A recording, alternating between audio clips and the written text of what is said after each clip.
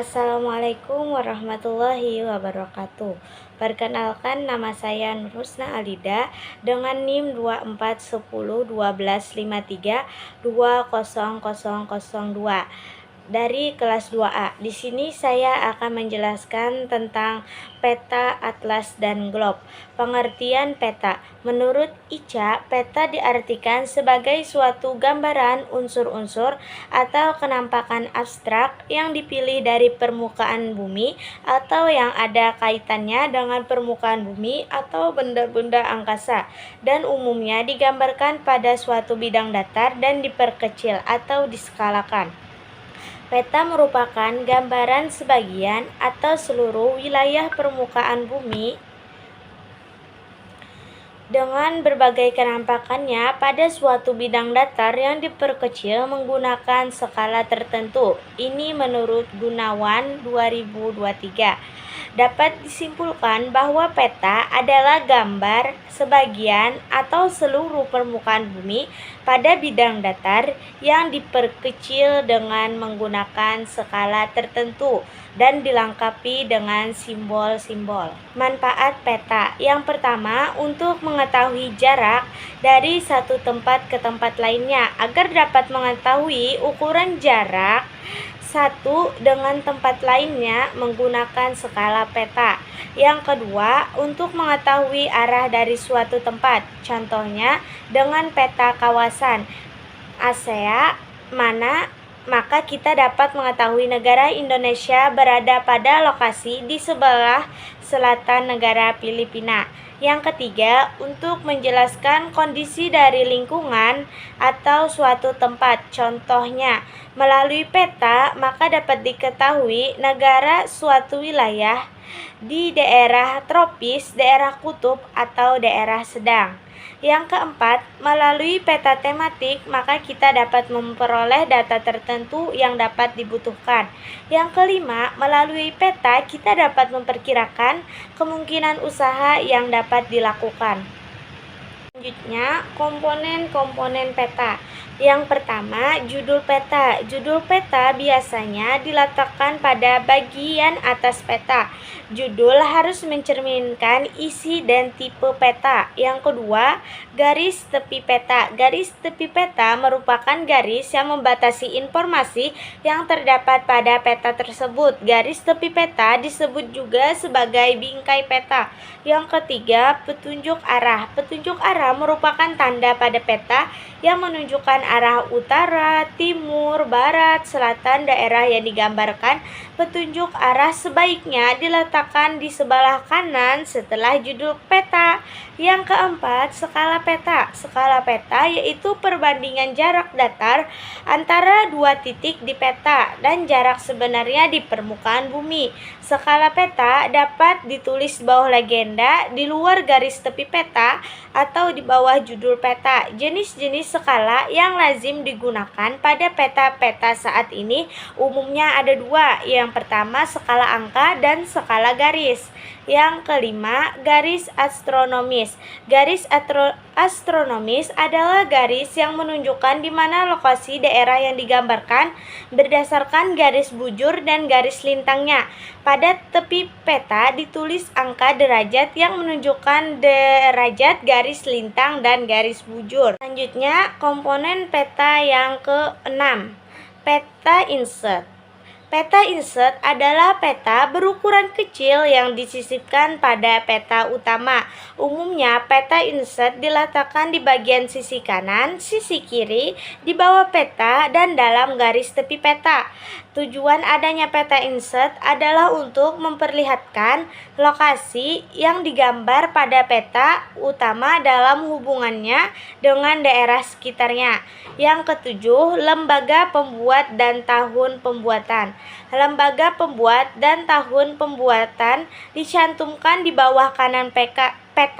Lembaga Pembuat peta di Indonesia antara lain Badan Koordinasi Survei Pemetaan Nasional, Bako Surtanal, Direktorat Topografi Angkatan Darat, Direktorat Geologi, Badan Pertahanan Nasional (BPN), dan Direktorat Hidroseanografi Angkatan Laut. Tahun pembuatan perlu dicantumkan untuk mengetahui permukaan pemutakhiran data. Yang ke-8, legenda.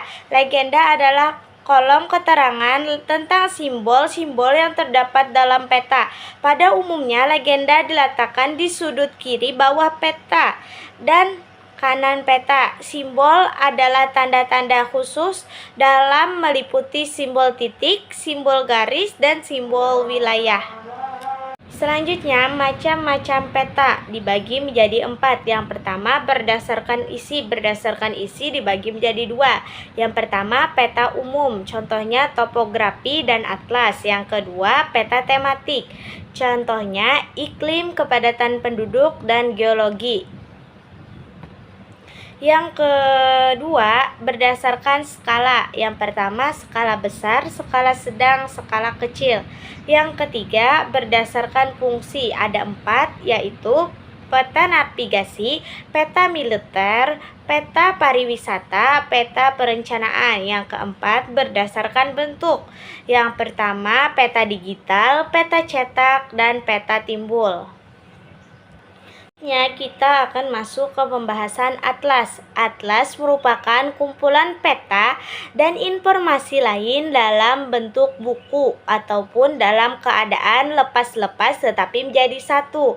Pada hakikatnya, atlas adalah buku acuan atau referensi. Sebagai buku referensi, maka sebuah atlas diharapkan relatif lengkap. Nama atlas sendiri diambil dari nama dewa orang Yunani, yaitu Atlas, dewa yang memegang bumi di atas pundaknya. Syarat-syarat atlas, isinya lengkap, memuat data fisik, sosial, ekonomi.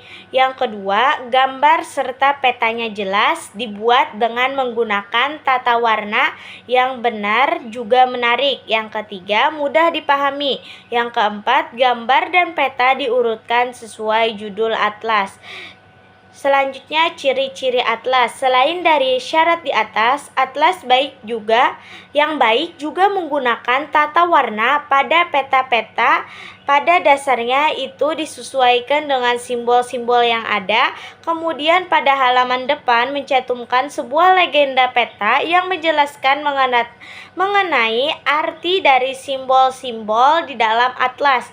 Dan di halaman akhir pada atlas itu memuat indeks berisi nama-nama terkait yang terdapat dalam peta.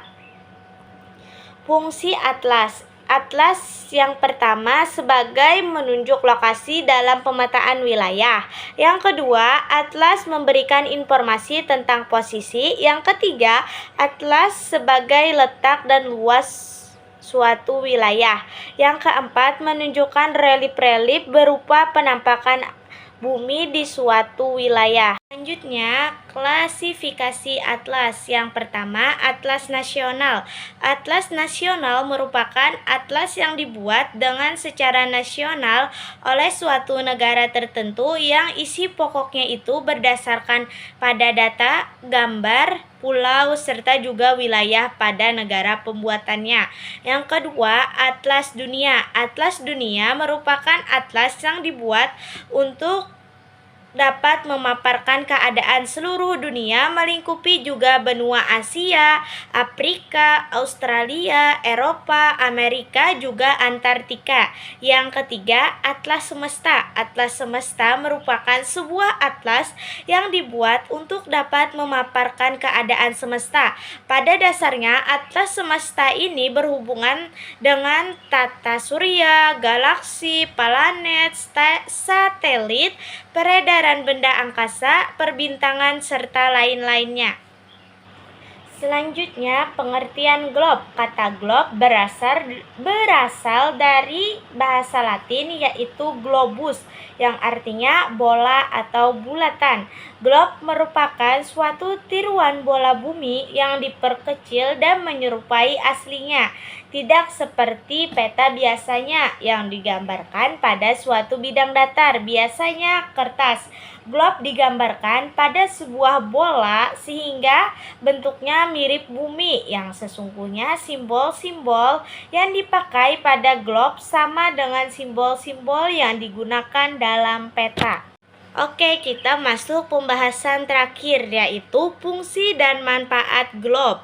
Yang pertama, untuk mengetahui proses perubahan musim berdasarkan pada perubahan posisi semu matahari terhadap bumi. Yang kedua, untuk mengetahui pembagian iklim bumi dengan berdasarkan garis lintangnya. Yang ketiga, untuk menghitung pembagian waktu di bumi dengan berdasarkan garis bujurnya. Yang keempat, untuk membandingkan luas daratan dengan luas lautan di permukaan bumi. Yang kelima, sebagai media peraga bentuk bumi dan rotasinya. Yang keenam, untuk menentukan jenis proyeksi untuk pemetaan tempat tertentu. Itu saja dari saya. Wassalamualaikum warahmatullahi wabarakatuh.